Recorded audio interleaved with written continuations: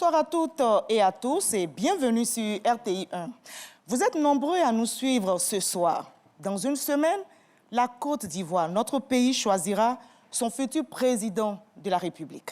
5 candidats sont en lice. Face aux électeurs, ouvre donc le grand débat sur les antennes de RTI. Le pays écoute pour comprendre, pour juger, mais surtout pour choisir. Ce soir, c'est Patrick Achi, ministre d'État, ancien Premier ministre, qui porte la voix du candidat du RHDP, Alassane Ouattara, en sa qualité de directeur central de campagne chargé du programme de gouvernement. Pour conduire cet entretien, je serai accompagné de 2 confrères, Lansene Bakayoko de RTI et Jérôme Kouakou de Radio Côte d'Ivoire. Ensemble, nous aborderons sans détour le projet de société du candidat Alassane Ouattara, ses ambitions pour la Côte d'Ivoire et les attentes des Ivoiriens. Cette émission est diffusée en direct simultanément sur RTI 1, Radio Côte d'Ivoire et sur tous nos canaux digitaux. Bonsoir, M. Patrick Achi. Bonsoir. Bienvenue face aux électeurs. Merci. Bonsoir, Lansene Bakayoko. Bonsoir, Marie-Laure. Bonsoir, Jérôme Kouakou. Marie-Laure, bonsoir. M. Patrick Achi, vous connaissez bien le principe de cette émission. Vous y étiez en 2020. Oui. Et ce soir, pendant 90 minutes, vous aurez l'occasion d'expliquer aux Ivoiriens la vision du candidat du RHDP intitulée « Pour une grande Côte d'Ivoire ambitieuse et solidaire ». Nous allons entrer tout de suite dans le vif du sujet. Après 14 ans de gouvernance, dites-nous pourquoi le RHDP sollicite encore la confiance des Ivoiriens. Vous avez quelques minutes pour parler de ce projet. Je voudrais dire que d'abord, je suis honoré de représenter son Excellence, Monsieur le Président de la République, qui est donc le candidat du RHDP aux élections d'octobre 2025. Je suis donc dans ce contexte-là heureux, en son nom, de saluer tous les Ivoiriens et les Ivoiriennes qui voient cette émission, aussi bien en Côte d'Ivoire que dans la diaspora. Comme nous le savons, il s'agit, vous l'avez dit, de dire aux Ivoiriens d'où nous venons et où nous allons. Vous le savez, en 2011, lorsque le président Alassane Ouattara arrive au pouvoir, la Côte d'Ivoire est un pays au bord du gouffre, avec une insécurité totale, une économie totalement délabrée, et il prend ce pays avec son leadership, avec sa méthode, avec son expérience, avec son réseau de relations, avec sa méthode de travail, avec sa rigueur, et année après année, il remonte ce pays au niveau où il se trouve aujourd'hui, un pays à nouveau debout, fier, prêt à repartir sur des bases extrêmement saines vers des ambitions beaucoup plus grandes. Et ces grandes ambitions vont tourner autour d'axes stratégiques qu'il a définis comme étant ceux de 2030. Premièrement, bien sûr, maintenir et renforcer la paix et la sécurité, les rendre durables. Également, développer le capital humain et, bien sûr, donc l'éducation, la santé, l'emploi. Également, regarder et renforcer les infrastructures. Renforcer également tout ce qui touche à l'industrialisation.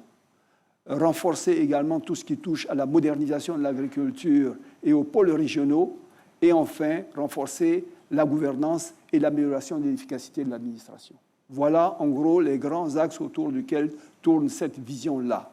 Et c'est avec beaucoup de bonheur que je me prêterai à vos questions. La démocratie, bien sûr, indique que la confiance ne se réclame pas, elle se mérite.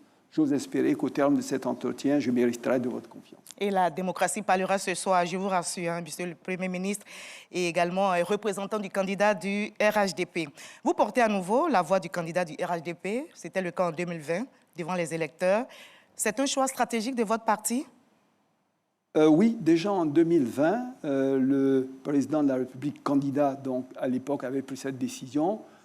Puisque j'avais été en charge, et je le suis cette fois-ci, avec ma collègue, le ministre du Plan, Kaba Nialé, donc co-gérant cette direction centrale nous sommes les deux à avoir supervisé l'équipe de travail sur donc, la vision 2030, qui est donc le projet de société du candidat. Il a estimé qu'en cette qualité, j'étais donc tout à fait indiqué, comme en 2020, pour expliquer aux Ivoiriens et aux Ivoiriennes sa vision, ses idées, son projet. Avant toute ambition, il y a une condition, c'est la paix. Et sans la paix, on ne peut pas parler de développement. Alors, monsieur le représentant du candidat, le président sortant a promis une présidentielle apaisée. Pourtant, des manifestations sont organisées. Le scrutin a lieu seulement dans une semaine. Les Ivoiriens veulent savoir, peuvent-ils aller voter le 25 octobre en toute sérénité? Bien sûr, ils peuvent aller voter le 25 octobre en toute sérénité. Je crois que les élections maintenant se sont déroulées en Côte d'Ivoire au cours de ces 15 dernières années à de nombreuses reprises. On a eu 3 présidentielles, on a eu 3 législatives, on a eu des élections sénatoriales et toutes ces élections, les unes après les autres, se sont déroulées dans de bonnes conditions. Il arrive, bien sûr, qu'à certaines d'entre elles, ici et là, on observe quelques tensions, mais elles n'ont jamais été de nature à remettre en cause la quiétude, la tranquillité, le calme et des élections apaisées. Et je crois que là également, cette fois-ci, le message du président de la République, c'est que ces élections seront calmes, apaisées, et je vous confirme qu'elles le sont. On peut aller donc voter le 25 octobre. Le premier pilier de votre programme s'établit autour de la stabilité, de la sécurité, de la défense. On parlera bien sûr donc de stabilité.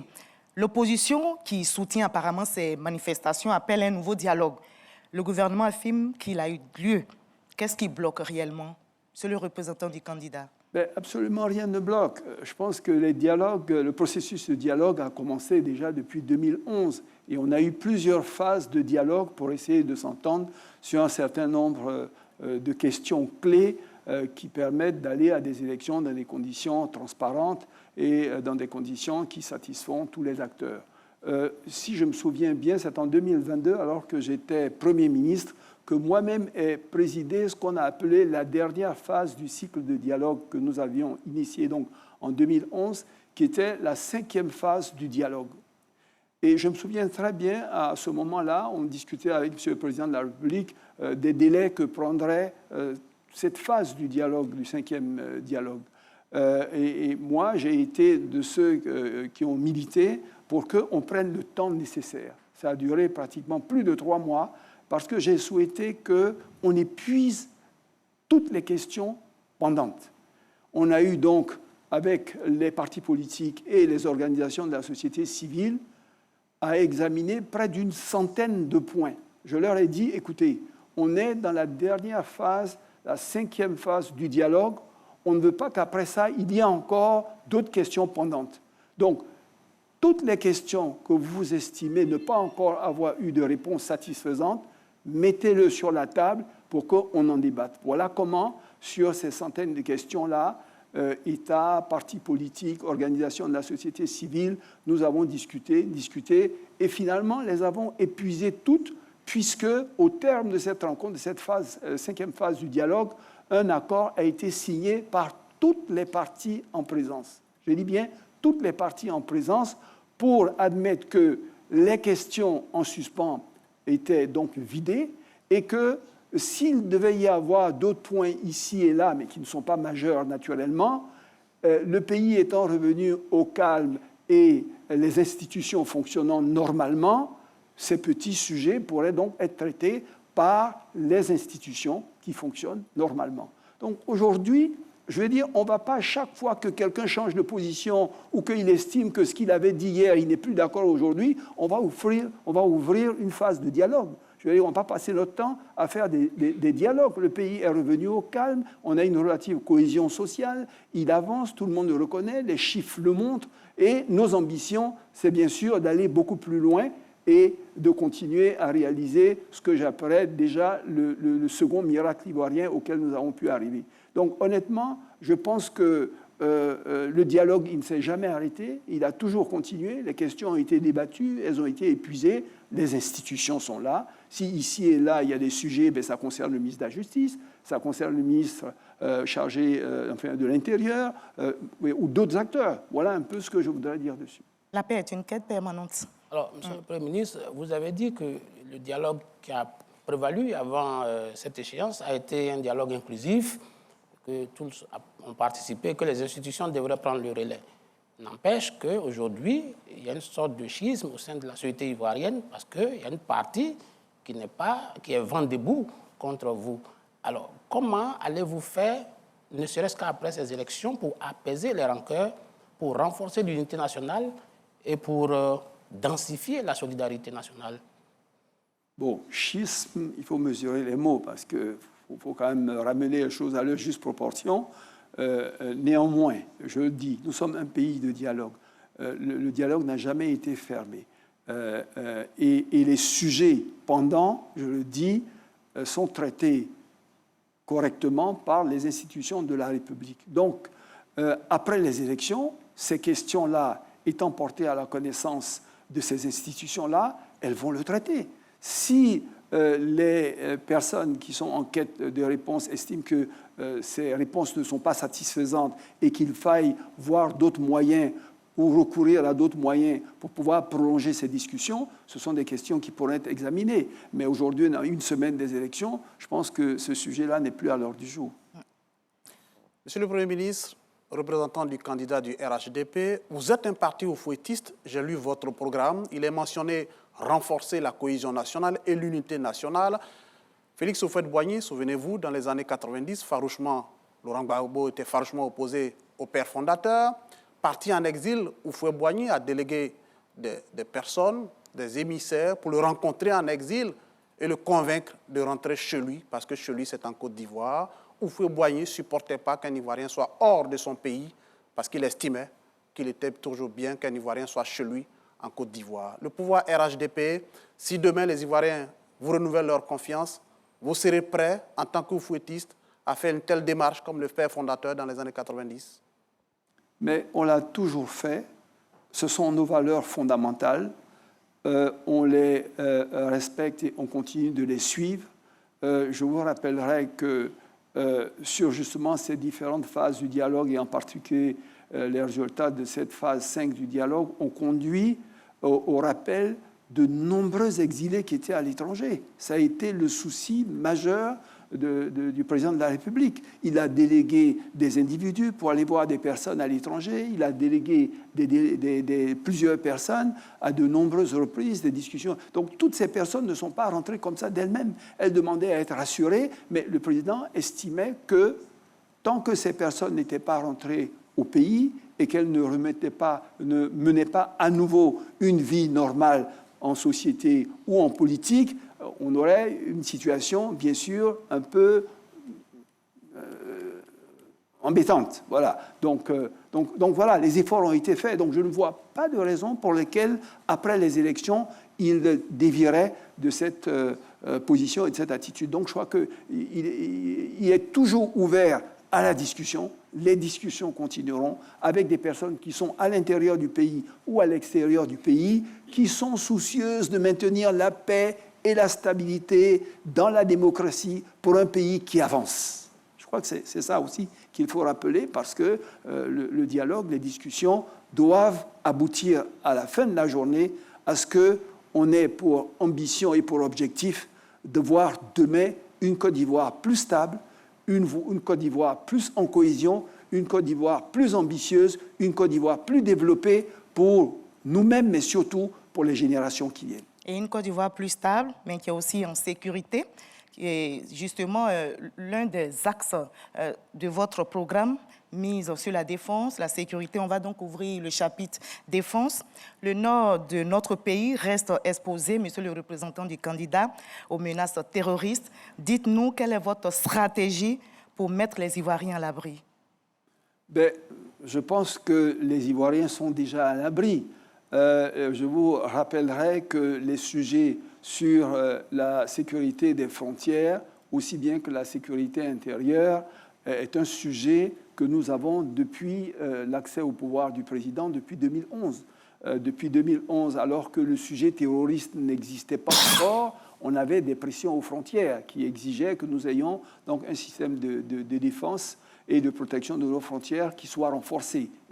Les menaces terroristes sont venues accroître, je dirais, ce besoin et donc nous exiger des investissements plus importants, nous exiger une formation d'hommes de qualité, nous exiger d'utiliser un peu plus de sciences et de technologies, nous exiger de développer la coopération, toutes choses qui concourent à prévenir toute menace extérieure terroriste. Aujourd'hui, on a des bataillons de sécurité au nord, mais également au sud-ouest, au centre, à l'est. Donc, on a un dispositif de protection des frontières de la Côte d'Ivoire qui sont, je dirais, rassurantes et qui donnent à penser que nous sommes prêts à toute éventualité qui pourrait constituer une menace pour le pays.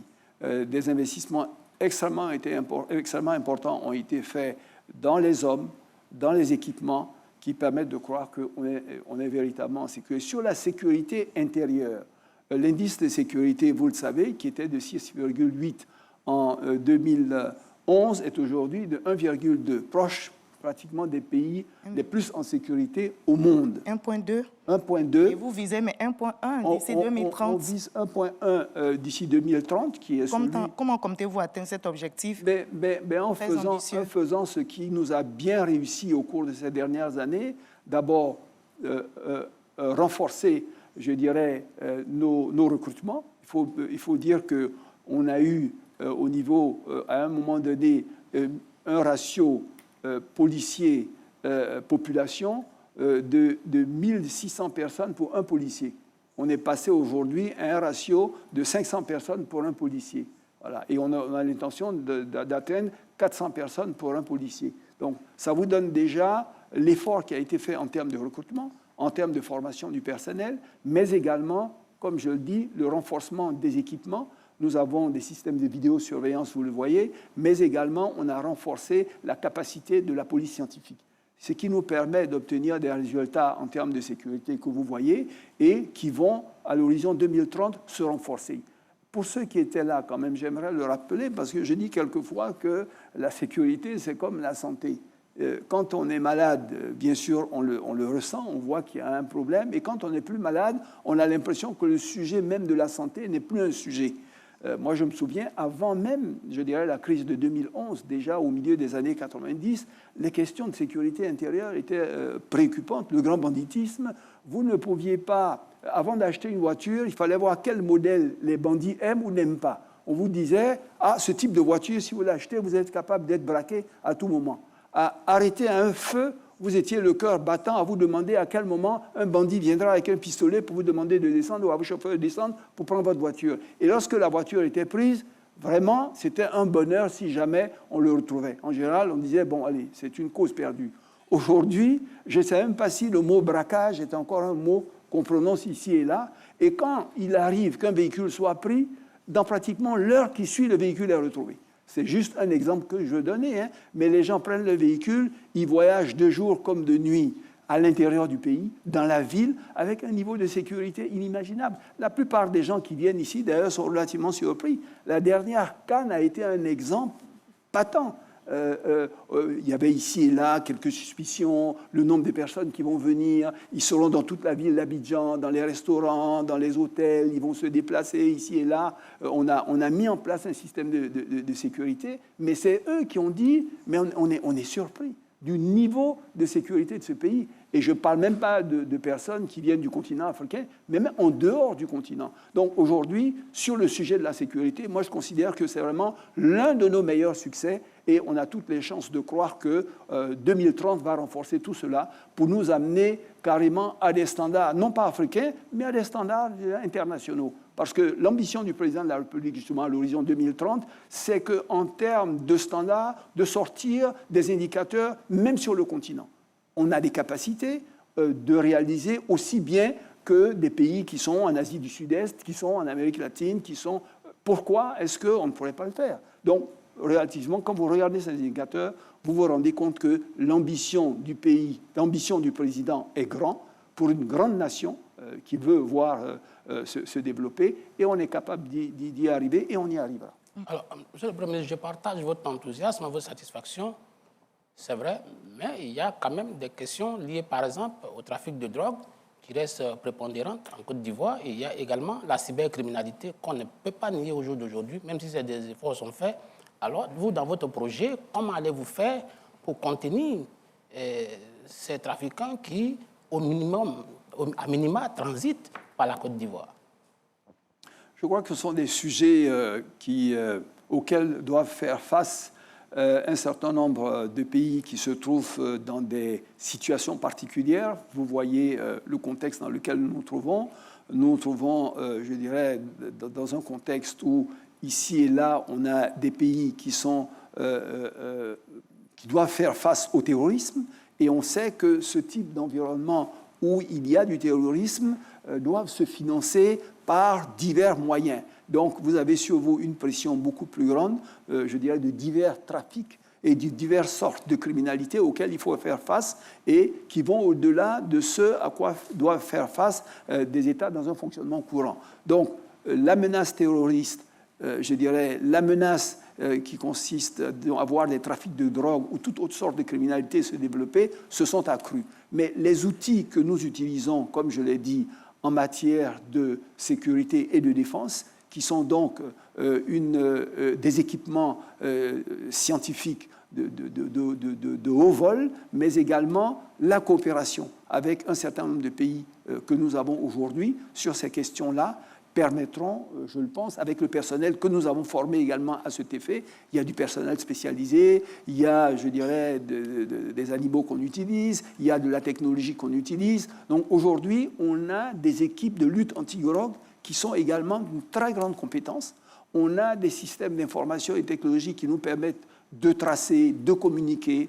On a également des équipements qui nous permettent effectivement de retrouver ces personnes-là lorsqu'elles sont sur le territoire où la drogue, on a eu à faire ici des prises extrêmement importantes. Donc je pense que c'est un sujet auquel, en permanence, il va falloir se consacrer, s'attaquer.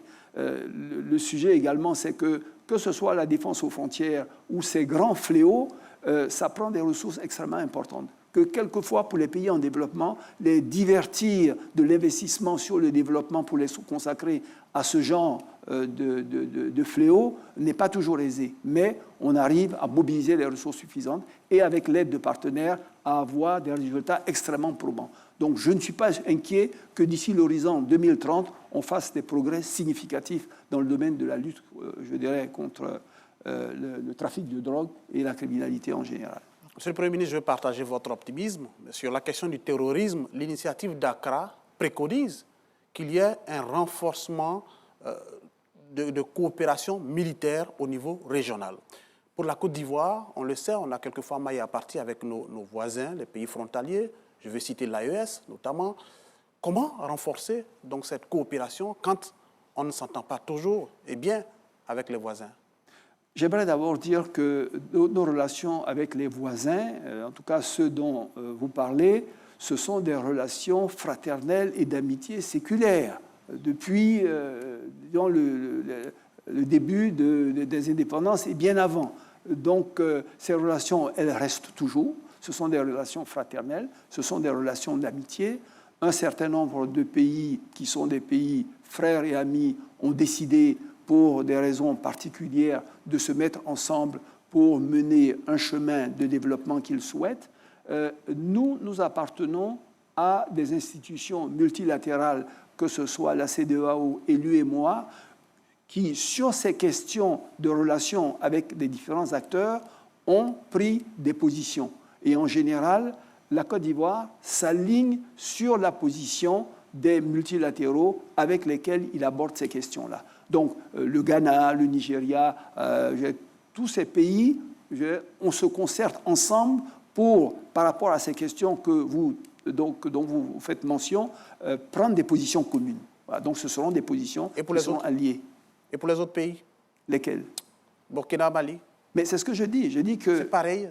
Non, ce que je dis, c'est que dans cette discussion sur la question de l'AES et de ses relations avec les différents pays en matière économique, en matière de sécurité, sur toutes ces questions-là, la CEDEAO, l'UEMOA, discutent de ces sujets et ensemble arrêtent d'accord partie le type de relation qu'il faut avoir sur la base des positions qu'eux-mêmes ont prises.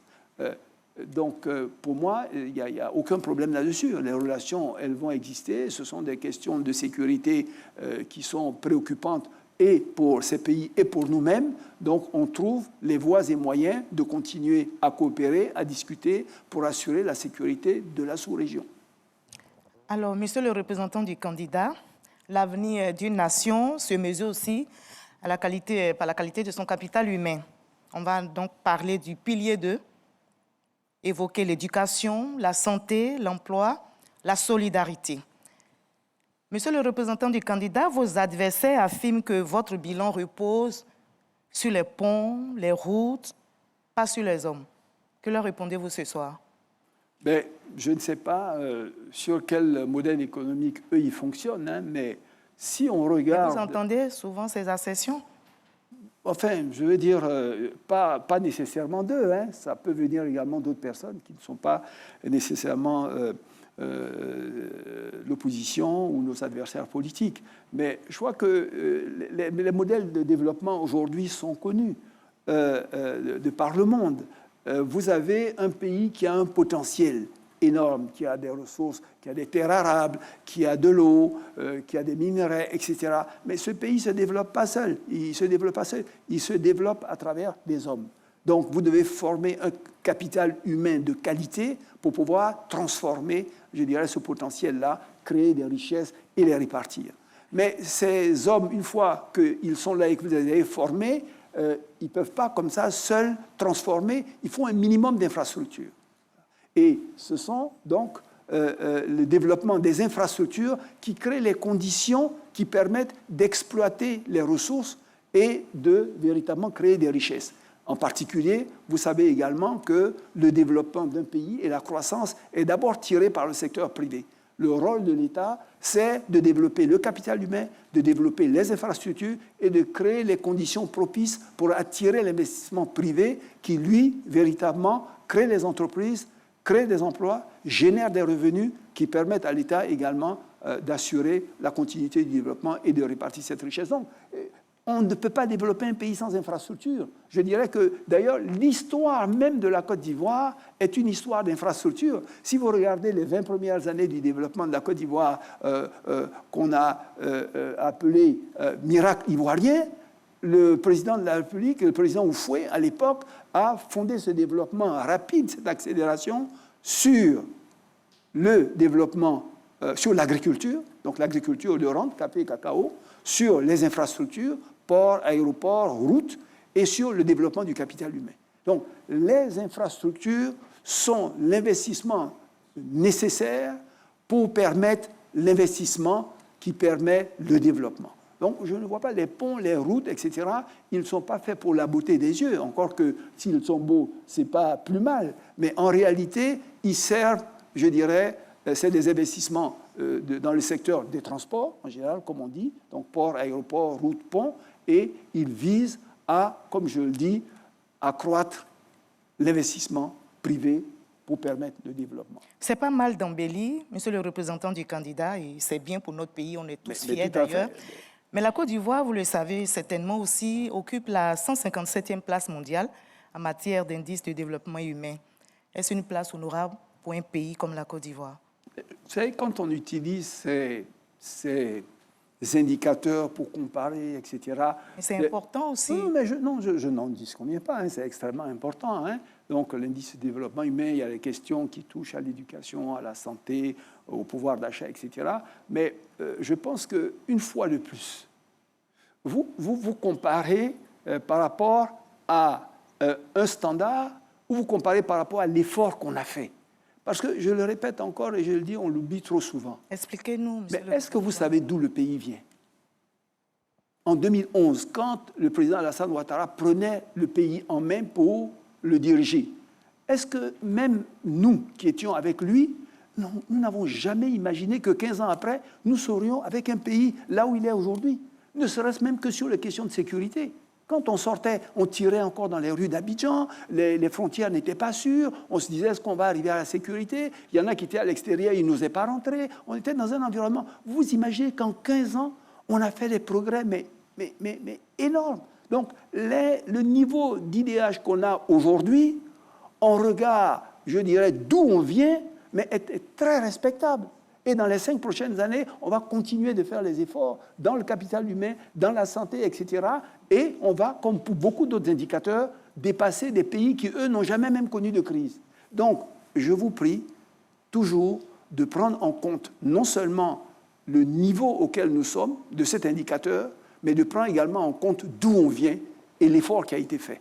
Parce que quand on regarde la progression de l'IDH que nous avons eue, il est parmi le 4e meilleur au monde. La 4e performance meilleure au monde en matière d'IDH.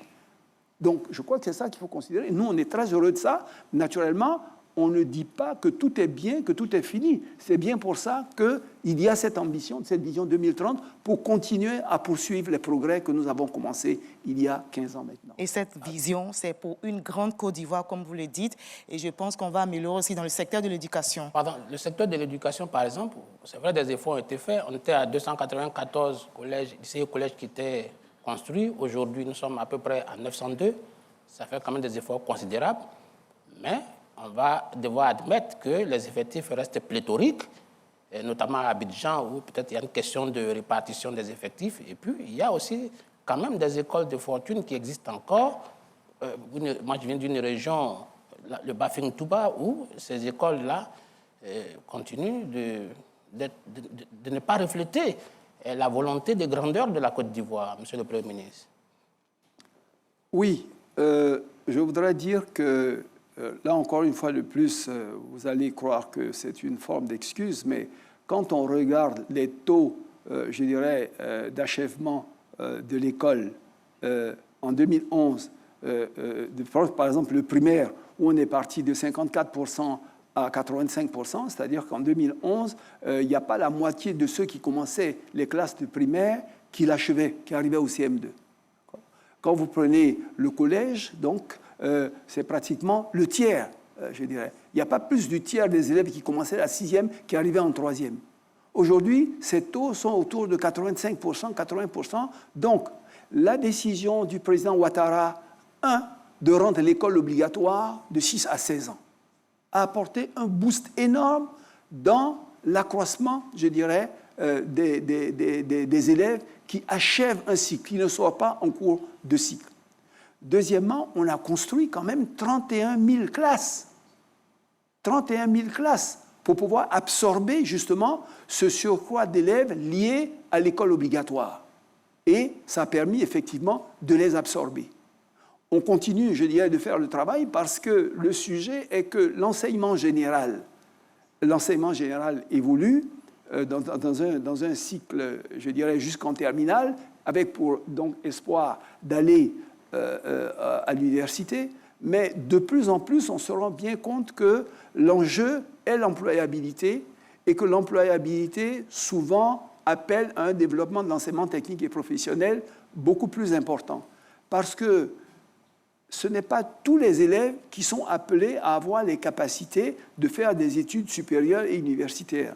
Et notre ambition, c'est de développer l'enseignement technique et professionnel, donc les écoles d'enseignement technique et professionnel, de passer de 6 à 7%, où on est actuellement à 15%, et d'orienter des élèves vers les formations techniques et professionnelles.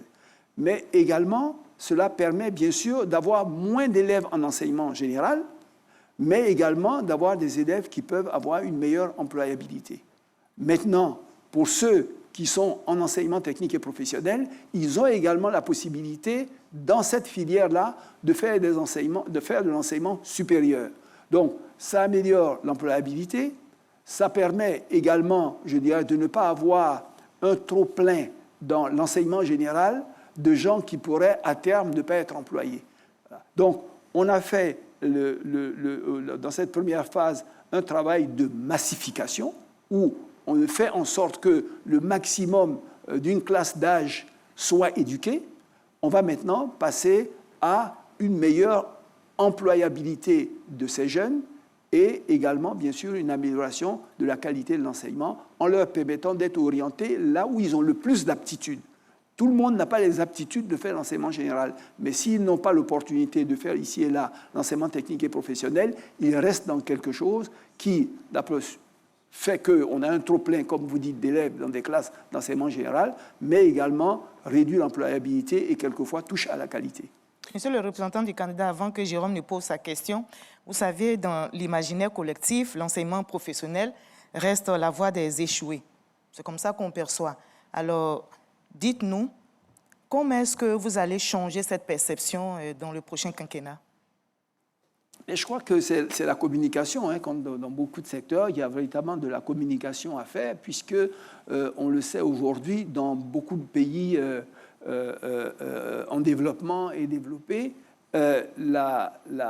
l'essence même, je dirais, de l'accélération du développement tient à la capacité à transformer, comme je dis, à industrialiser, et donc à privilégier le développement des sciences et de la technologie.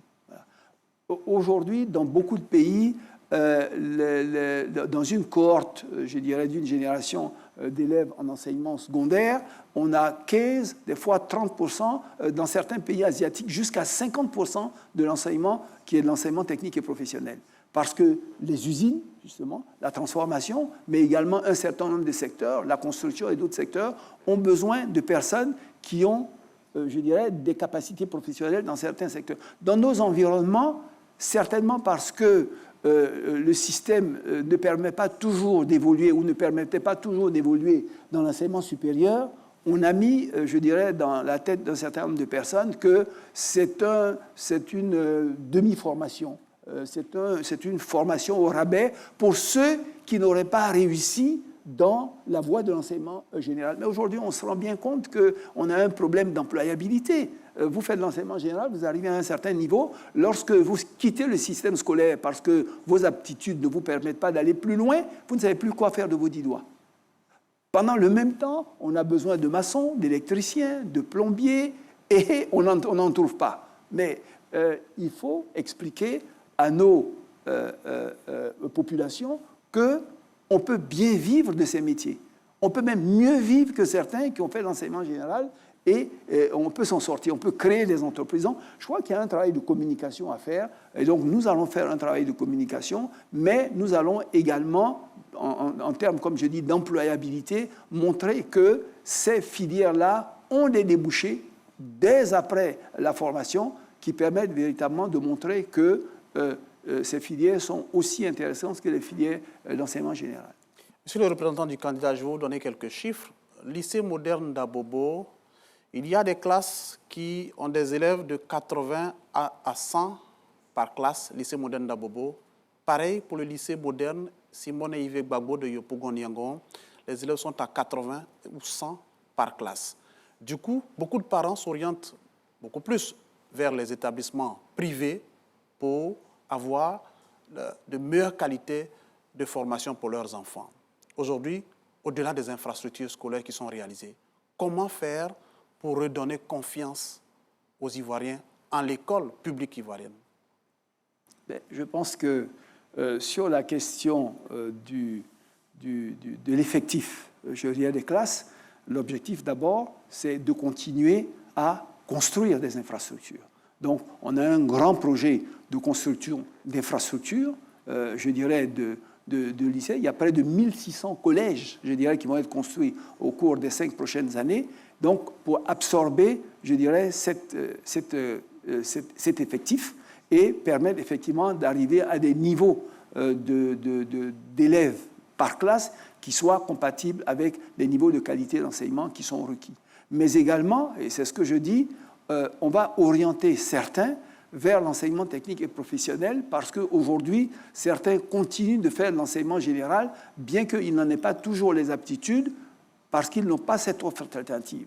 Donc l'offre alternative dans l'enseignement technique et professionnel va également absorber une partie de ces élèves-là et permettre de rééquilibrer entre enseignement technique et enseignement professionnel des niveaux d'effectifs par classe qui soient compatibles avec le niveau. Je parle de la qualité de la formation. Je parle de la qualité de la formation. C'est ce que je dis. La qualité de la formation est liée, bien sûr, au nombre d'élèves par classe, puisque dans la classe, si vous avez un prof, faire pour 100 élèves, 100 devoirs, je dirais, ou avoir un suivi adéquat de cet effectif est important. Donc, quand l'effectif se réduit pour arriver à un niveau, je dirais, acceptable, ça améliore déjà le suivi de ces élèves-là et donc la qualité.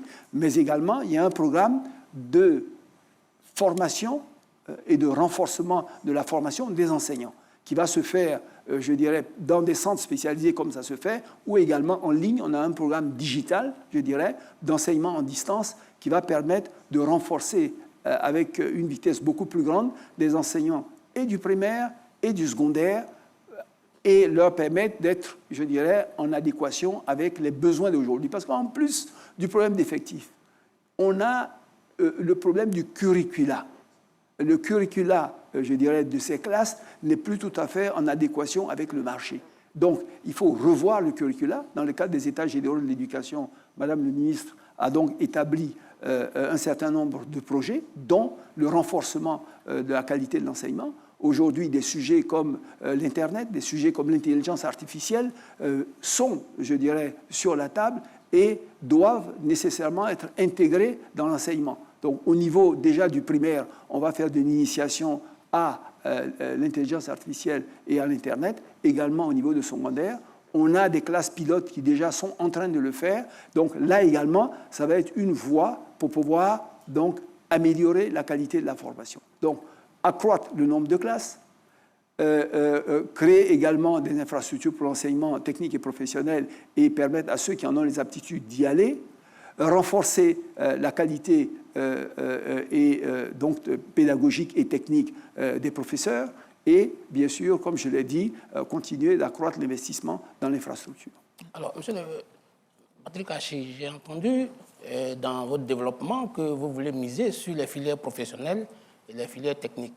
Alors, la science, on le voit bien dans votre démonstration, c'est le moteur du développement. Or, en Côte d'Ivoire aujourd'hui, il y a un déficit d'enseignants dans les disciplines scientifiques, notamment en mathématiques, en physique, en biologie. Renseignement pris, il semble que le secteur, ce n'est pas tout à fait attractif pour les scientifiques. Alors, comment vous allez faire pour mettre en adéquation votre volonté de professionnaliser l'enseignement et le développement de ces disciplines scientifiques-là, notamment par le recrutement d'enseignants de mathématiques qui continuent de traîner les pieds, ne pas aller dans ces filières?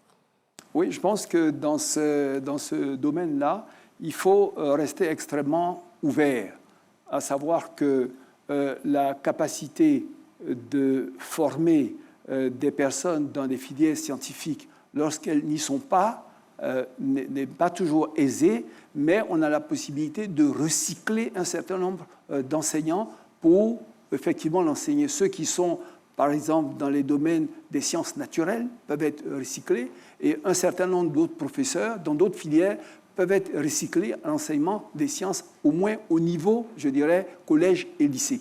On a la possibilité de le faire. Donc, il y en a qui ont effectivement fait purement des mathématiques, ce qu'on faisait jusqu'à aujourd'hui, mais on regarde bien que l'enseignement des sciences dans les classes de collège ne requiert pas nécessairement d'avoir fait des maîtrises en mathématiques. Donc, il y a des formations passerelles qui vont être faites pour un certain nombre de professeurs afin de leur permettre de rentrer dans ce corps des enseignements de la science dans les collèges et dans les lycées. Mais également, regarder sur le marché des gens qui n'étaient pas initialement prédestinés à l'enseignement. Parce qu'ici, on a toute une filière pour les personnes qui doivent faire l'enseignement, et c'est dans cette filière-là qu'on prend les personnes pour les affecter comme profs. Mais aujourd'hui, face à ce déficit, si on a des personnes qui ont un background suffisant pour être reconvertis en professeurs de lycée et de collège, disons, nous allons le faire. En tout cas, c'est la proposition qui est faite pour pouvoir combler le gap. Reconvertir des acteurs qui sont sur le marché, qui n'ont pas initialement décidé de faire l'enseignement, qui ont des aptitudes pour être reconvertis et faire cet enseignement-là.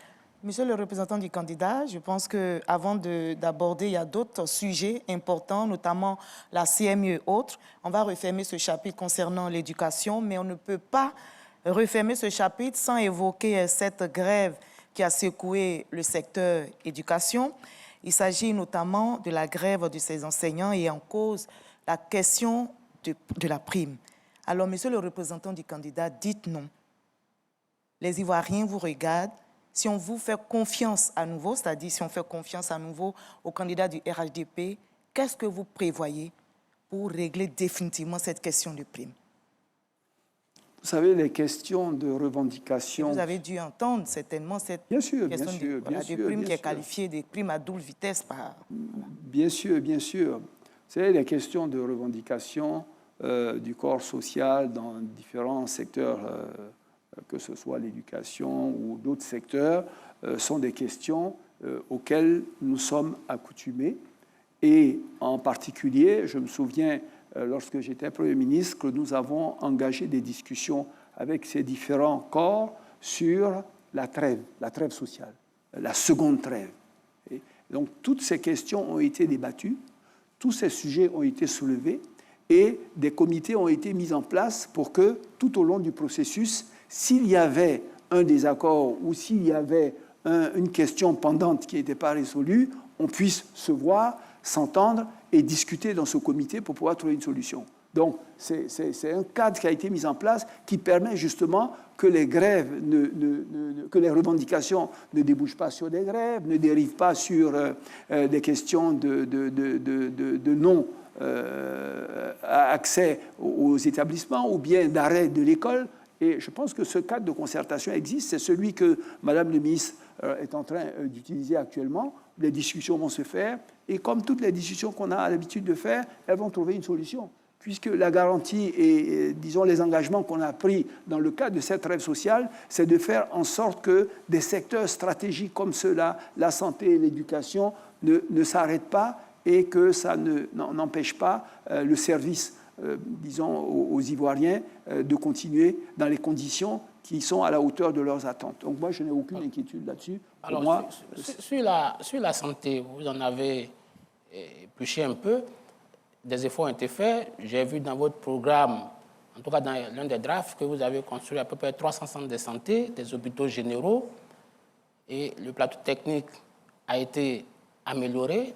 N'empêche qu'il y a une question d'exemplarité aussi. On ne voit pas souvent l'élite politico-administrative fréquenter ces hôpitaux que vous avez construits, ce qui donne l'impression aux populations que ce ne sont pas des hôpitaux de référence. Quand je dis référence, des hôpitaux dotés de toutes les infrastructures, tous les équipements. Des efforts quand même qui ont été faits dans le secteur de la santé sont des efforts incroyables. Là encore, une fois de plus, depuis 2011, on est arrivé à des niveaux de résultats aujourd'hui qu'on n'aurait jamais imaginés. On a construit près de 1300 établissements sanitaires de premier contact. On en a réhabilité 800. On a aujourd'hui près de 80% des populations qui sont à moins de 5 km d'un centre de santé, ce qui est véritablement une prouesse. Et on espère d'ici 2030 arriver à 90%. Donc ça, c'est quand même relativement quelque chose d'important. On a également utilisé des équipements que nous n'avions pas. En ce qui concerne les IRM, on n'en avait pas. On en a 11 qui ont été achetés. Des scanners, il y en a 20. Donc le plateau technique des hôpitaux généraux, des CHU, des centres de santé de premier contact ont été relevés.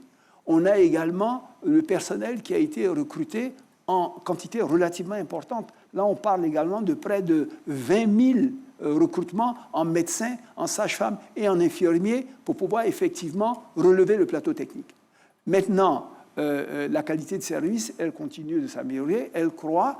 Et pour moi, les personnalités, la plupart des... Quand on dit personnalité, pour moi, ce sont les gens qui appartiennent à des couches sociales de l'administration publique ou privée d'un certain rang et qui veulent, disons, se soigner en fonction de la pathologie. Mais malgré tous ces efforts, on n'a pas atteint le niveau de sophistication et de perfectionnement que requiert un certain nombre de maladies dans certaines conditions. Certaines sont découvertes de façon suffisamment précoce. Aujourd'hui, quand on découvre de façon précoce le cancer du sein chez la femme, à cause des centres de cancérologie qui ont été construits, on arrive à guérir ça à pratiquement 70%. Mais quand on le découvre relativement tard et que le plateau technique ici ne permet pas de le faire, ceux qui ont les moyens cherchent à aller dans des endroits où le plateau technique est à l'optimum. Donc ça ne veut pas dire qu'ils ne se soignent pas ici. Mais si, manifestement, malgré les efforts qui ont été faits dans certains secteurs de pointe qui traitent des maladies dans des situations extrêmement complexes, vous ne trouvez pas de réponse ici, c'est votre médecin lui-même qui vous dit « Écoutez, monsieur, au stade où on en est, on n'est pas encore en capacité, pour cette maladie, au stade qu'elle a atteint, de les résoudre. Si vous en avez les moyens, c'est moi-même qui vais vous conseiller un collègue dans tel pays qui, lui, a là-bas les plateaux pour le faire. Je vous conseille d'y aller. » Monsieur le représentant du candidat pour une grande Côte d'Ivoire, je pense qu'on devrait avoir toutes les réponses ici concernant les différents mots. Non, madame, il faut quand même être réaliste. Vous voyez, c'est là, encore une fois, je le dis, avoir les moyens de régler tous les maux. D'abord... Parce que tous n'ont pas les moyens aussi d'aller à l'extérieur. Non, ce n'est pas une question de moyens d'aller à l'extérieur, mais dans tous les pays du monde, personne n'a tous les moyens d'aller à l'extérieur. Ce n'est pas le cas de la Côte d'Ivoire seule. Vous le faites comme si ici, partout ailleurs, on a les moyens de soigner tout sur place, et ici seulement, les gens vont à l'extérieur.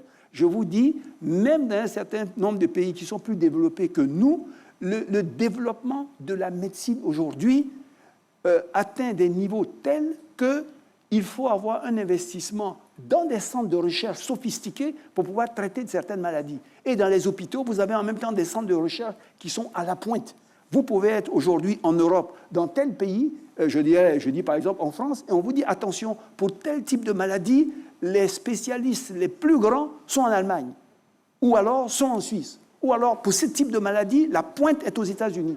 Parce qu'on arrive dans des niveaux où ce n'est plus de la médecine classique, c'est de la recherche. Mais vous imaginez les moyens qu'il faut investir quand un pays, quand un gouvernement décide d'investir dans un secteur avec les moyens dont il dispose, c'est pour traiter le cas de 90 ou 95% des populations. Maintenant, les 5% des populations pour lesquelles, à un moment donné, ça requiert d'aller, on ne peut pas arriver à 100%. Il y a beaucoup, vous devez parler tout de suite de l'éducation, on vient de parler de la santé, on va parler de l'électricité, de l'eau, etc. Mais il faut mobiliser des ressources pour le faire. Je vous parle de l'endroit où on vient de la crise. Il n'y avait même pas d'hôpitaux, je dirais, il n'y avait même pas accès à des hôpitaux. Aujourd'hui, vous avez un taux d'accès qui a augmenté, vous avez un nombre de médecins qui est beaucoup plus important, vous avez un plateau technique qui s'est amélioré. Monsieur le représentant du candidat, le bilan, on sait. Oui, mais on veut juste savoir ce que vous entrevoyez, ce que vous envisagez de faire pour le prochain quinquennat. Ce qu'on entrevoit, c'est de continuer de faire ce qu'on a fait, à savoir améliorer notre plateau technique, recruter des médecins, recruter des sages-femmes et des infirmières pour avoir un ratio médecin par nombre, je dirais, de patients qui soit, bien sûr, beaucoup plus important, infirmières par nombre de patients qui soit beaucoup plus important, d'investir dans des équipements, je dirais, de haute technologie, comme on l'a fait dans les CHR que nous avons, vous avez certainement vu des images, on a relevé significativement le plateau technique avec des équipements qui n'existaient même pas et qui aujourd'hui sont en nombre, non seulement à Abidjan, mais également à l'intérieur du pays. Sur les IRM, sur les scanners, avant on n'en avait qu'à Abidjan, à l'intérieur du pays, il n'y en avait pas. Il y en a aujourd'hui. Des centres de dialyse, aujourd'hui, il y en a à Abidjan, il y en a à l'intérieur du pays. Donc, on a amélioré de façon significative ce plateau technique et on va continuer de l'améliorer. On va continuer de l'améliorer, on ne va pas arrêter parce que justement, vous l'avez dit, le capital humain est au cœur de tout. Vous avez des pays qui n'ont aucune ressource, même pas des terres arabes, qui n'ont pas effectivement accès à de l'eau facilement, qui n'ont pas une population extrêmement importante, qui ont réalisé des prouesses qui aujourd'hui sont des pays développés, parce qu'ils ont su vendre le capital humain, le former. Aujourd'hui, c'est l'économie du savoir, c'est-à-dire la matière grise. Elle est même beaucoup plus importante que des matières premières que vous pouvez avoir. Des gens réalisent des fortunes en inventant des choses avec l'économie du digital et l'intelligence artificielle, mais c'est des milliers, des milliards que les gens font en quelques années. Donc, le capital humain, qui est l'éducation et la santé, sont au cœur de toute politique d'un pays qui veut véritablement accélérer sa croissance, comme nous voulons le faire à l'horizon 2030. Et la CMU, on ne peut pas ne pas en parler, on est pris par le temps. Si c'est sur cette question, je pense que si vous avez une question sur la CMU. Alors, juste demander à M. le Premier ministre, parce que les Ivoiriens, au-delà des infrastructures sanitaires, se plaignent quelquefois des services qui leur sont proposés dans nos hôpitaux. Vous n'avez pas l'argent, vous ne pouvez pas vous soigner, alors que ça devait être gratuit, vous devez payer. C'est régulièrement qu'on entend ces plaintes. Y a-t-il un travail à faire à ce niveau aussi? Vous prévoyez de le faire pour le nouveau quinquennat? Oui, bien sûr. Des sujets comme les questions de gouvernance, parce que vous voulez parler de, je dirais peut-être de corruption, ou vous voulez parler de qualité de service aux patients. On va donc étape par étape, l'objectif étant d'arriver vraiment à l'optimum. Nous étions dans un environnement où il n'y a pas assez de centres de santé, il n'y a pas assez de médecins, il n'y a pas assez d'infirmières, il n'y a pas assez d'équipements qui marchent. On arrive aujourd'hui à un système où on atteint des taux où, enfin, on peut avoir accès à un centre de santé. Enfin, on peut avoir accès à des médecins ou à des infirmières. Enfin, on peut avoir accès à un système de protection sociale. C'est près de 20 millions de personnes qui sont aujourd'hui enrôlées à la CMU et le président a pris la décision, bien sûr, il y a l'année dernière, de rendre gratuit, je dirais, les soins aux populations en milieu rural et s'étant enrôlées, je dirais, à la CMU. Donc, ça a explosé, je dirais, l'accès aux soins, aussi bien en infrastructure qu'en soins réels. Maintenant, ici et là, oui, on peut avoir des situations où le personnel, je dirais, a encore des problèmes de professionnalisme. On peut avoir ici et là des cas où, et des plaintes comme ça, c'est vrai, on attend, et l'objectif, c'est effectivement d'attaquer ces sujets-là. Déjà, souvent, il y a des problèmes de motivation, et la nouvelle loi hospitalière prévoit qu'une partie des ressources sont générées par l'hôpital, et ces ressources sont gardées à l'hôpital, et une partie des ressources proviennent du système central du budget de l'État. Mais sur les ressources qui sont générées par l'hôpital, il est prévu également que des primes soient octroyées à certaines catégories de personnel en fonction de leur performance. Voilà une voie ouverte pour permettre à un directeur d'hôpital ou un directeur de centre de santé d'avoir une meilleure prise sur son personnel parce qu'il a les moyens, effectivement, de le motiver et éventuellement de le sanctionner si ce n'est pas, je dirais, s'il n'a pas les prestations. Et la CMU, monsieur le représentant du candidat, compte à ce jour plus de 20 millions d'abonnés, preuve d'une forte adhésion. Mais je ne sais pas si vous avez entendu ces plaintes de certains Ivoiriens qui dénoncent le manque d'accès aux médicaments. Qu'est-ce que vous prévoyez justement pour régler cette question?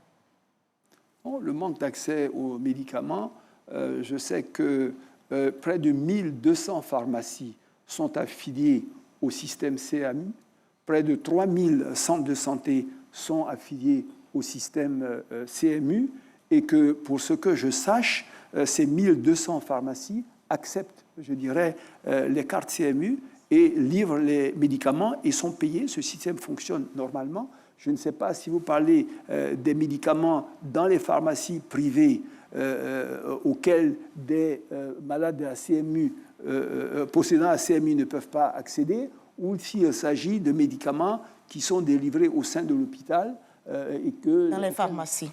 Alors, dans les pharmacies, il faut bien voir, parce que il y a plusieurs types de maladies qui sont couverts, d'accord, et donc, il peut se faire que peut-être que les médicaments qui sont demandés ne sont pas disponibles, ou alors il peut se faire que ce n'est pas couvert, mais si on vous donne normalement une ordonnance pour ces médicaments-là, sachant que c'est avec la carte CMU, normalement c'est couvert. Encore que vous pouvez avoir dans une ordonnance des médicaments qui sont couverts par la CMU et d'autres médicaments qui ne sont pas couverts. Donc il faut rentrer vraiment dans le détail au cas par cas pour voir de quoi il s'agit. Mais ce que je sais aujourd'hui, c'est que les pharmacies jouent le jeu.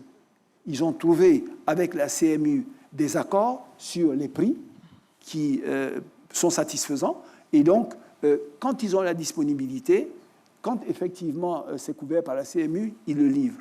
Maintenant, on peut venir et ce n'est pas couvert. Donc, pour le patient qui a une ordonnance, qui a la carte CMU, il se dit quelquefois que la totalité des médicaments va être couverte et peut-être qu'il découvre arriver là-bas. Là encore, il y a de la formation à faire pour savoir ce que couvre la CMU, ce qu'elle ne couvre pas etc. Mais nous allons faire un effort de ce côté-là pour essayer d'examiner de plus près cette question et voir dans quelle mesure, là également, apporter, je dirais, une amélioration au système d'accès aux médicaments. Il y a juste 3 sujets encore avant qu'on passe au 3e pilier.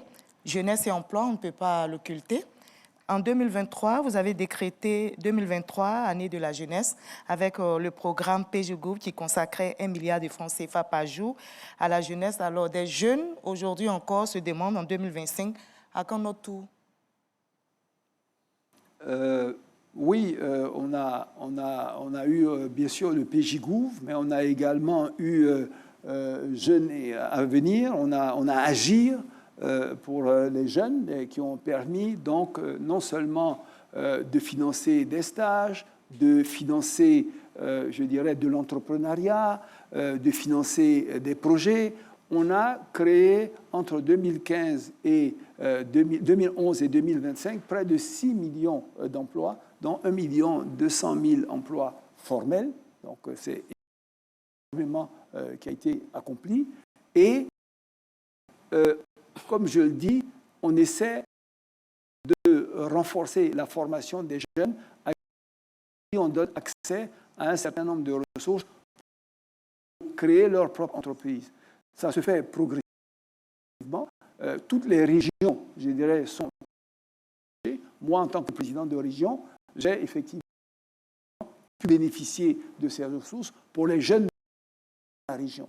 Naturellement, les jeunes de ma région, je n'ai pas pu satisfaire les besoins de tous les jeunes de ma région. Mais ceux qui sont les plus motivés, qui ont de bons projets, ont eu accès à ces ressources-là et, surprise agréable, ont extrêmement bien réussi, ont remboursé, je dirais, ces ressources, ont même investi dans d'autres secteurs et, je dirais, sur les dernières évaluations que nous avons faites, ont donné des résultats qui sont extrêmement intéressants. Mais au fur et à mesure, bien sûr, une couche de plus en plus large de jeunes va être touchée. Alors, Monsieur le Premier ministre, avant de venir ici, j'ai examiné quand même le tableau de bord de l'emploi.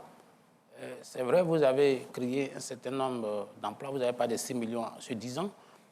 Mais le problème, c'est que la Côte d'Ivoire, en tout cas l'école ivoirienne, injecte à peu près 400 000 étudiants sur le marché de l'emploi.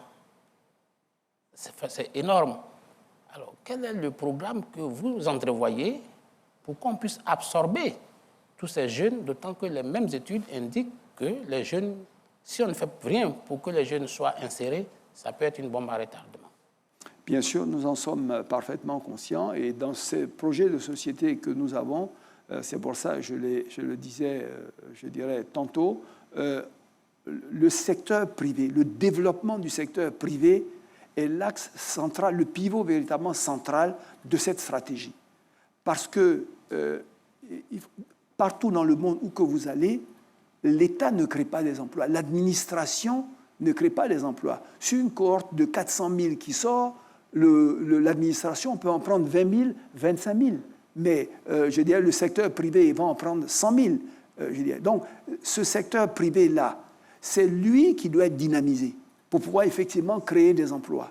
D'où l'investissement, je dirais, dans le capital humain, l'investissement dans les infrastructures pour pouvoir attirer les investissements privés, créer des entreprises qui vont embaucher les jeunes. Il n'y a pas de solution miracle. La solution, c'est le développement du secteur privé et ce sont les entreprises privées qui créent, je dirais, de l'emploi. Donc, c'est bien pour cela que nous avons dit, au cours des 5 prochaines années, on passe à un système d'accélération. L'État, à nouveau, est arrivé maintenant, le pays est arrivé maintenant à un niveau où, je dirais, les réglages sur un certain nombre de secteurs clés par rapport à d'où nous venons est satisfaisant pour pouvoir accélérer la machine et avoir des ambitions beaucoup plus grandes.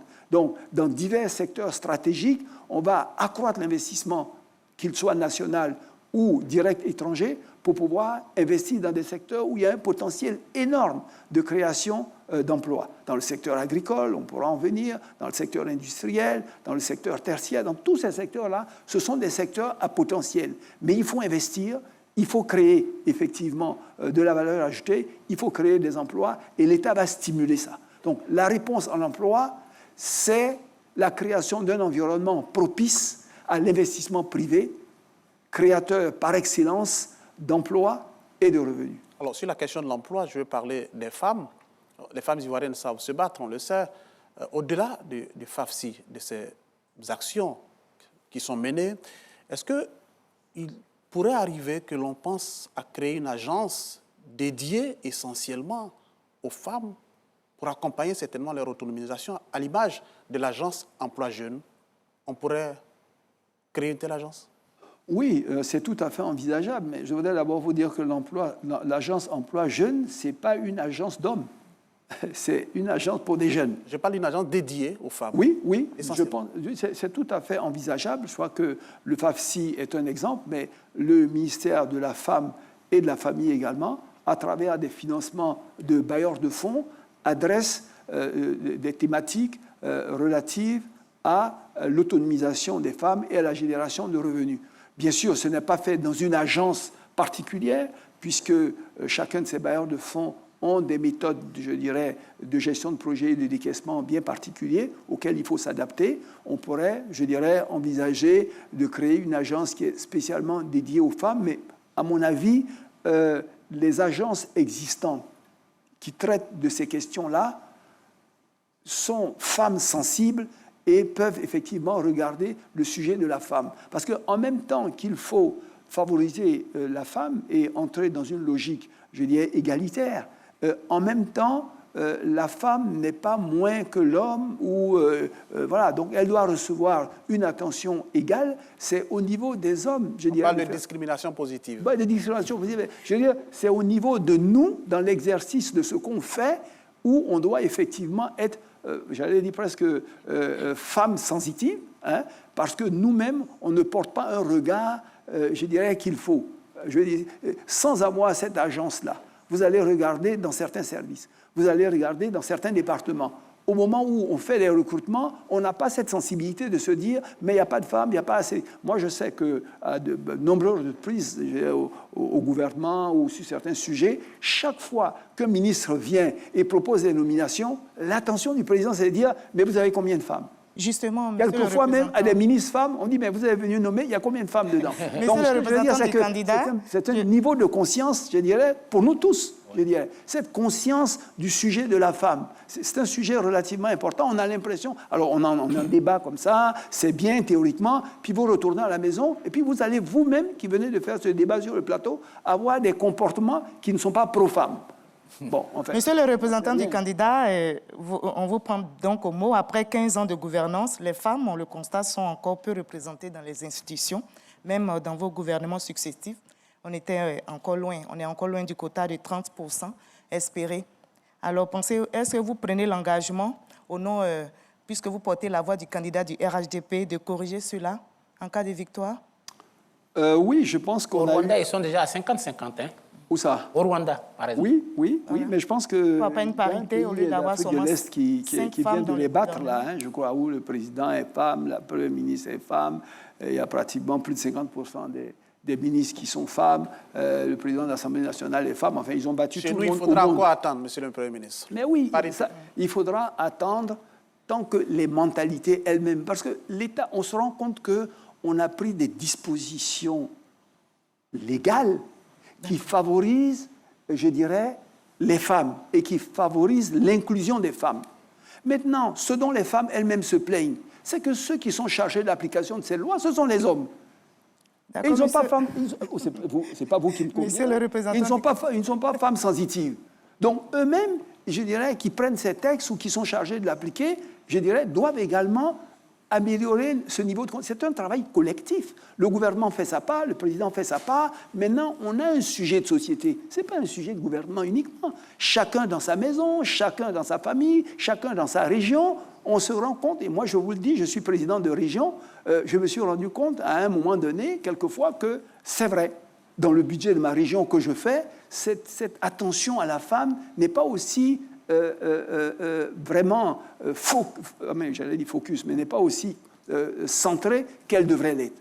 Donc, oui, il y a un sujet de la femme. Nous avons quand même fait, je dirais, des progrès on a quand même des avancées notables, en tout cas en ce qui nous concerne, que ce soit, je dirais, au niveau des préfets, que ce soit au niveau, je dirais, dans la fonction publique, que ce soit au niveau de la police, que ce soit au niveau même de l'armée. Dans beaucoup de services, vous allez vous rendre compte que l'État fait un effort particulier pour que le taux, je dirais, des femmes s'accroisse. D'accord. Et quel effort le candidat du RHDP, s'il est élu, fera pour mettre fin au féminicide qui inquiète de plus en plus, parce que de plus en plus de femmes meurent sous les coups de leurs conjoints? Quelle réponse politique ferme allez-vous apporter? Alors aujourd'hui, le dispositif légal, je dirais bien sûr, sanctionne assez sévèrement toutes ces infractions ou tous ces comportements, mais on est allé plus loin. On a mis des dispositions où, dans les commissariats de police, on a un département spécifique qui est chargé de traiter de ces questions où les femmes peuvent venir se plaindre. Et on a fait en sorte que ce personnel-là soit féminin, de façon à ce que la femme soit plus à l'aise quand elle vient pour exposer son cas. Donc c'est déjà quelque chose de positif et qui permet aux femmes de venir beaucoup plus facilement, parce que quand c'était les hommes, elles avaient le sentiment que de toute façon, l'homme en face d'elles prenait parti pour l'homme. Avec les femmes, ça s'est amélioré de façon significative et je pense qu'on va poursuivre dans cette direction-là, non seulement en matière de sanctions, mais également en matière de dispositions administratives, de dispositions organisationnelles qui permettent d'appliquer les textes que nous avons pris et d'appliquer les dispositions qui protègent les femmes. Avant de passer maintenant au troisième pilier pour parler économie, je voudrais, monsieur le représentant du candidat, vous poser cette question concernant les programmes de filets sociaux, et ça c'est parlant de solidarité, les programmes de filets sociaux productifs, la popote familiale qui permet donc d'aider des milliers de ménages vulnérables. Mais de plus en plus de familles, malheureusement, continuent encore, sautent des repas, les loyers, les denrées flambent. Alors, dites-nous, monsieur le représentant du candidat, beaucoup d'Ivoiriens qui disent ne pas s'en sortir. Est-ce que votre candidat promet justement une Côte d'Ivoire solidaire? Comment il compte redonner du souffle au pouvoir d'achat et alléger le quotidien de ces ménages? Sur les filets sociaux, donc vous remarquerez qu'on a fait beaucoup d'efforts. On est là en 2025, 2024, 2025, à près de 400 000, plus de 400 000 ménages donc, qui reçoivent donc des ressources dans le cadre du projet filet social. On projette à l'horizon 2030 de passer à 850 000 ménages qui vont effectivement recevoir ces filets sociaux. Mais pour parler du projet de cette grande nation et puis parler de cette Côte d'Ivoire solitaire dans cette grande nation, la solution des filets sociaux est une solution qui n'est pas pérenne, elle est une solution temporaire. Parce que la réalité, c'est que vous sortez quelqu'un de la pauvreté lorsque vous lui trouvez une activité génératrice de revenus. Soit un emploi stable, soit, je dirais, dans le secteur informel, mais quelqu'un qui réussit à générer des revenus stables, des revenus qui ont un niveau suffisant pour lui permettre de satisfaire à ses besoins primaires.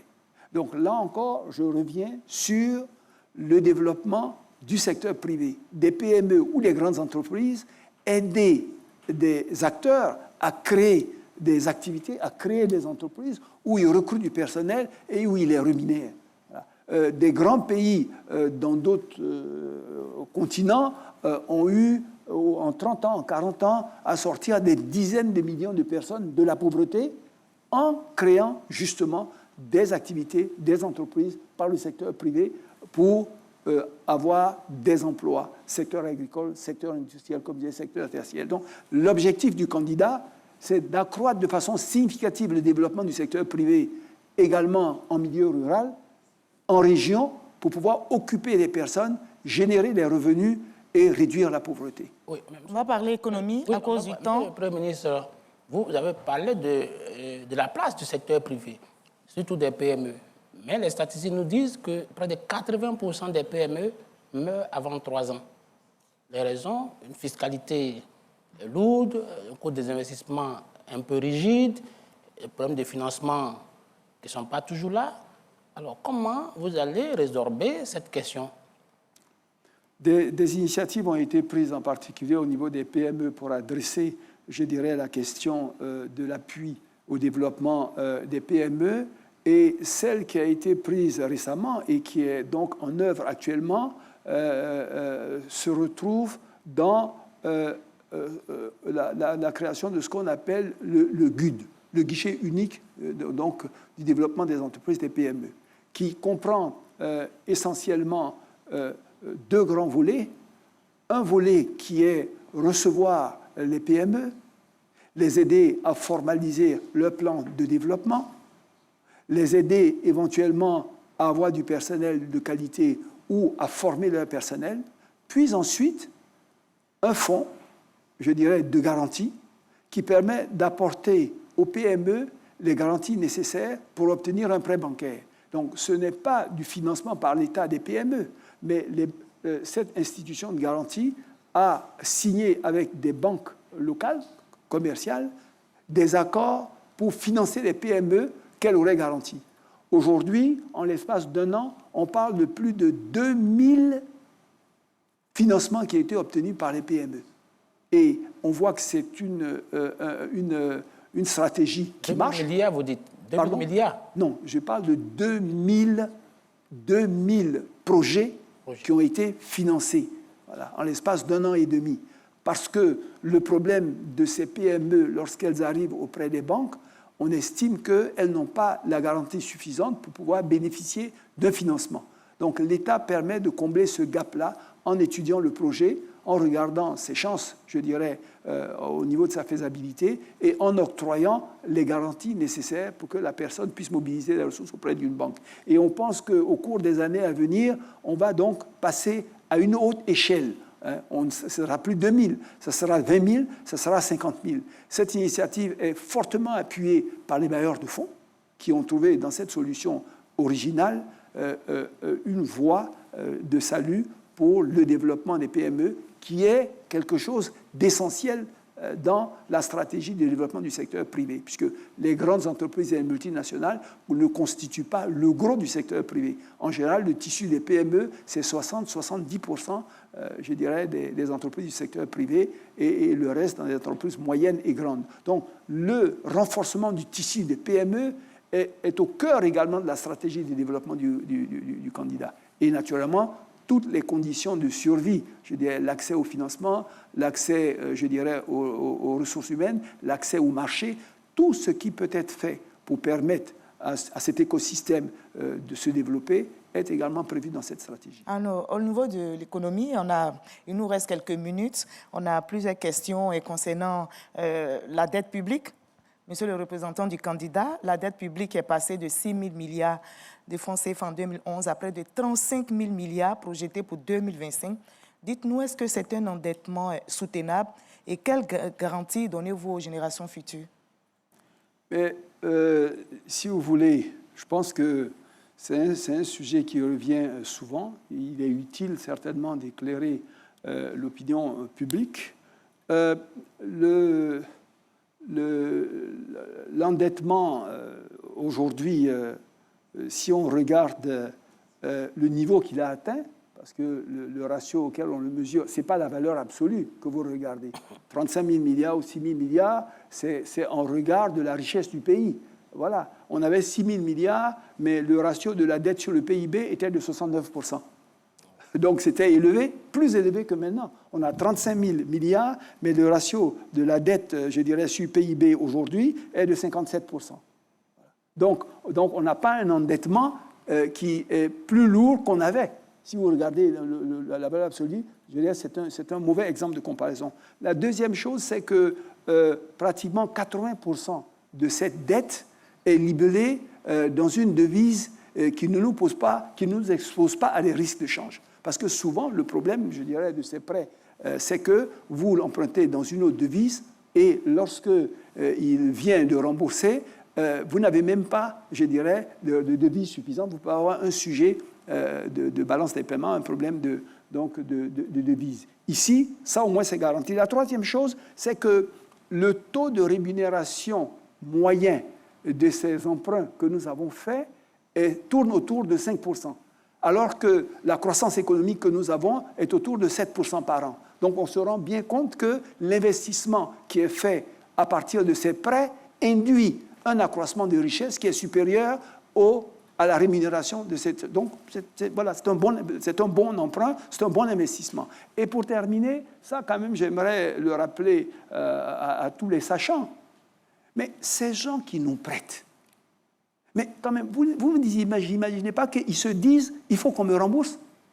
Vous connaissez, vous, des gens sur le marché international, des institutions de premier plan qui se lèvent pour aller prêter à un pays qui ne pourra pas leur rembourser. Et pourtant, ils n'ont pas de problème. Au contraire, ils n'ont que des éloges. Et ils prêtent. Ils n'ont aucun souci. Vous, qui ne prêtez pas, vous avez un problème, je dirais, voilà. Mais pourquoi, comment vous expliquez le fait que ça ne leur pose pas de problème de prêter ?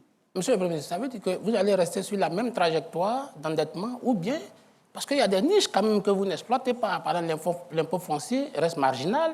Il y a le secteur informel qui est sous-fiscalisé. Ça veut dire qu'il y a des ressources qui sont en déperdition. On parle de souverainisme. Qui sont en déperdition, que vous ne récupérez pas. Ça, c'est un autre sujet. Ça, c'est un autre sujet. Non, dans ces conditions-là, ne me parlez pas de dette. On peut considérer que c'est parce que vous n'avez pas suffisamment de mobilisation interne que vous allez à l'international. Ça, c'est vous qui présupposez ça. C'est vous qui présupposez ça. Parlez-moi alors du financement de l'économie. Ne me parlez pas de dette. Moi, j'ai une économie, je dois financer un budget. Où est-ce que je mobilise les ressources pour pouvoir financer cette économie? Qu'est-ce que je prends dans mes ressources propres? Qu'est-ce que je prends dans des emprunts? Voilà. Donc, qu'est-ce que je... Ici et là, on discute. Mais si vous prenez juste par lorgnette de la dette, moi, je vous réponds sur la lorgnette de la dette.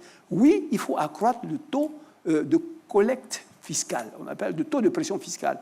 On a évolué quand même il y a quelques années. On était à 12%. Aujourd'hui, on est à 15%, on a pour objectif de monter jusqu'à 18%, je dirais, d'ici 2030. Donc, on est dans un monde qui a changé et où on a tous conscience aujourd'hui qu'une page est tournée et qu'il est un temps de réveil pour les pays sur le continent africain. Beaucoup de pays se sont habitués à l'aide publique au développement. Aujourd'hui, la plupart de ces pays-là ont des problèmes intérieurs telles que les questions aujourd'hui que vous voyez depuis le Covid, la guerre russo-ukrainienne, les problèmes de la guerre du Golfe et les problèmes de guerre des tarifs. Aujourd'hui, ils ont une pression sur leurs propres ressources qui sont telles que le niveau de l'aide au développement va aller en diminuant. Vous avez vu des pays qui ont carrément supprimé des pans entiers de leur aide au développement. Je ne rentrerai pas dans le détail. Donc, les temps à venir ne vont pas être des temps évidents. Mobiliser des ressources sur le marché où, comme vous le savez, après la guerre russo-ukrainienne, les taux, je dirais, ont flambé, rend les taux sur ce marché-là relativement élevés et difficile pour un pays qui ne veut pas voir sa dette croître rapidement. Donc, il va falloir, par tout moyen, accroître la mobilisation des ressources intérieures de façon accélérée et extrêmement importante. Donc, on est, nous, dans une logique de digitaliser, je dirais, le système de collecte, d'essayer d'avoir des identifiants uniques pour, je dirais, identifier et des individus et des entreprises. Ça, déjà, on est largement avancé dessus. Dans des secteurs comme le foncier, on a tout un système qui est en cours de mise en œuvre. On a fait un mapping, on a identifié, je dirais, toutes ces choses. Et on a un logiciel qui a été mis en place et qui est en train véritablement de commencer à donner des résultats. Donc, rassurez-vous que personne n'emprunte comme ça, je dirais, parce que l'emprunt est une solution. Mais tous les pays empruntent. Ils empruntent parce que vous empruntez pour financer des investissements qui vont vous permettre d'accélérer votre développement. Si vous attendez de financer votre économie qu'avec les ressources que vous avez, mais vous allez vous développer lentement. Le problème, c'est qu'il ne faut pas prendre un emprunt pour financer un secteur qui n'est pas productif ou alors faire un investissement qui n'est pas efficace, qui n'est pas rentable. Mais tant que la dette est utilisée à bon escient pour financer des secteurs qui ont effectivement une rentabilité, alors l'investissement est efficace et dans ces conditions, il faut le faire. Monsieur le représentant du candidat, c'était 90 minutes d'intervention. Je rappelle qu'il nous reste 7 minutes pour clore cette émission. Vous aurez un temps pour vous adresser aux populations ivoiriennes qui vous regardent. pour leur dire pourquoi ils doivent à nouveau vous faire confiance. On ne peut pas finir cette émission sans évoquer le sujet sur l'agriculture.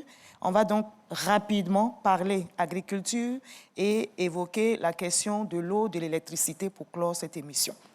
Alors, et du logement. Et du logement rapidement. Ça Là, fait beaucoup, une question parce qu'il faut qu'on puisse réussir cet exercice en 3 minutes. Alors, monsieur le représentant du candidat, le prix du cacao est passé à 2 800 francs CFA le kilogramme, celui du café à 1 700 francs. Décision saluée par les producteurs notamment, mais jugée électoraliste par vos adversaires. Cette tendance sera-t-elle durable après les élections? Écoutez, le souci du président de la République, du candidat, du RHDP, comme je l'ai dit... Et si vous pouviez répondre en 1 minute pour chaque question, ce serait intéressant. Oui, son souci, c'est le social, l'inclusivité et une rémunération juste à ceux qui produisent l'effort. Le principe que nous avons arrêté dans la filière cacao, c'est que le prix aux paysans sera au minimum 60%, je dirais, du prix donc, sur le marché. 60% minimum. Donc, et nous avons des fonds de stabilisation, des mécanismes de stabilisation qui font que lorsqu'il y a de la marge, c'est-à-dire pendant un moment donné, les prix ont été bons, ont permis de stocker des réserves, je dirais, ça permet à d'autres moments de donner des prix qui sont intéressants aux paysans. Maintenant, lorsqu'on a eu des années difficiles, on ne peut pas le faire. Lorsqu'on a eu des bonnes années et que ça nous a permis d'accumuler un stock, l'objectif n'est pas de garder ce stock pour le regarder, c'est de le redonner aux paysans. Donc, c'est ce qui se fait. Donc, vous avez, je dirais, des hauts et des bas en fonction de l'évolution du marché.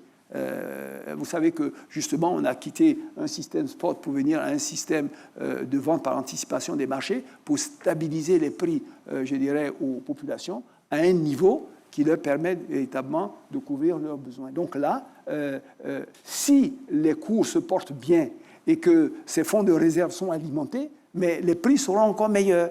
Si les années sont mauvaises et que ce stock, ces réserves sont faibles, ben écoutez, le prix va être ajusté en fonction. Alors, on va parler de mécanisation rapidement. Lancine Bakayoko, mécanisation et transformation rapidement et pour évoquer la question du logement. De transformation aujourd'hui. Oui. Le cacao, à peu près 50% aujourd'hui. Oui. Mais pas seulement le cacao, il y a le cajou, on est à peu près à 21-24% de transformation. Oui. C'est beaucoup pour le cacao, mais ça reste marginal pour le cajou.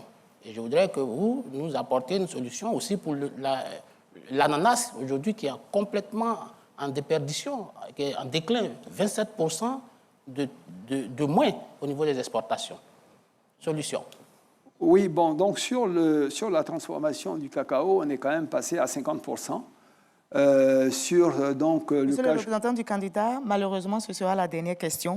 Et dans votre temps de message de fin, vous allez aborder la question de logement rapidement, la question d'électricité pour assurer les Ivoiriens qui nous regardent. Les factures sont élevées, moi-même j'en suis victime, j'attendais cette occasion pour vous le dire. L'eau également, est-ce qu'aujourd'hui le programme Eau pour tous est une réalité? Vous allez donc aborder cela dans votre conclusion. Répondez à cette question et on vous donnera le... Oui, en fait, je pense que les transformations, les taux de transformation sont intéressants, je dirais. L'objectif, c'est qu'au cours des années qui viennent, les 5 prochaines années, on arrive pratiquement à des taux de 80 à 100% de taux de transformation pour la plupart de ces produits-là. Mais le taux de transformation, également, pas seulement le taux de transformation primaire, le taux de transformation secondaire, celui qui permet de retenir le plus de valeur ajoutée dans le pays et le plus d'emplois. Donc, oui, on va avoir des stratégies qui permettent effectivement d'accélérer le processus de transformation. Sur les filières comme la filière ananas, il n'y a pas de fonds de stabilisation. Il n'y a pas de fonds de stabilisation donc, qui permettent de faire ce que je viens de vous expliquer pour le cacao. Donc, on est en train d'examiner pour un certain nombre de filières qui sont concernées comment instaurer un mécanisme et un fonds de stabilisation pour permettre effectivement d'adresser les mêmes questions. Merci beaucoup, monsieur le représentant du candidat. Vous allez regarder les Ivoiriens et vous allez réussir cet exercice en 1 minute à ce jeune qui hésite, à cet électeur qui doute. Pourquoi devrait-il choisir le RHDP pour les 5 prochaines années? Vous regardez, vous avez 1 minute de parole. Merci. Chers électeurs, la Côte d'Ivoire revient de loin. Le président Alassane Ouattara a pris le pays à un niveau, comme je l'ai dit, de difficultés grandes dans tous les domaines, et en 15 ans a réussi la prouesse de faire de ce pays la Côte d'Ivoire que vous voyez aujourd'hui sous vos yeux, presque méconnaissable par rapport à ce qu'on connaissait. Tous les acteurs nationaux et internationaux et les experts reconnaissent que ces résultats sont une véritable prouesse. Nous allons maintenant, à partir de cet instant et au niveau où il était arrivé, faire de cette Côte d'Ivoire une grande Côte d'Ivoire. Faire un saut qui va accélérer le développement et permettre de transformer encore plus rapidement le pays. Pour cela, nous allons adresser des secteurs stratégiques comme, on l'a dit, la transformation de nos matières premières de façon avancée. Nous allons également adresser le capital humain et nous vous disons qu'il n'y a pas d'autre solution dans ce contexte-là difficile que de choisir des gens qui font des preuves plutôt que des gens qui font des promesses. On ne peut plus prendre de risques pour un pays qui a décollé et qui est arrivé au niveau où il est, de retourner, parce que la trajectoire que nous avons prise et l'élan que nous avons pris ne doivent pas s'arrêter. Qui est l'acteur qui est capable véritablement de donner cette garantie-là, qui est capable de rassurer que la Côte d'Ivoire va continuer dans la paix, dans la stabilité, dans la croissance continue pour créer des emplois, créer de la valeur ajoutée et permettre au pays de devenir encore plus grand. C'est le président Alassane Ouattara qui est capable de le faire. Voilà pourquoi nous vous demandons de choisir le président Alassane Ouattara aux prochaines élections d'octobre 2025 afin que la Côte d'Ivoire continue sa marche et sa course d'un pays en développement vers un pays émergent, vers un pays développé. Merci beaucoup, monsieur le représentant du candidat. Le choix appartient désormais aux électeurs. Merci Lansana Bakayoko, merci Jérôme Kouakou, merci à nos téléspectateurs de nous avoir suivis. Que ce scrutin soit un moment de paix, de responsabilité et d'unité pour notre pays. Que la paix soit notre partage à tous. Très belle soirée sur RTI.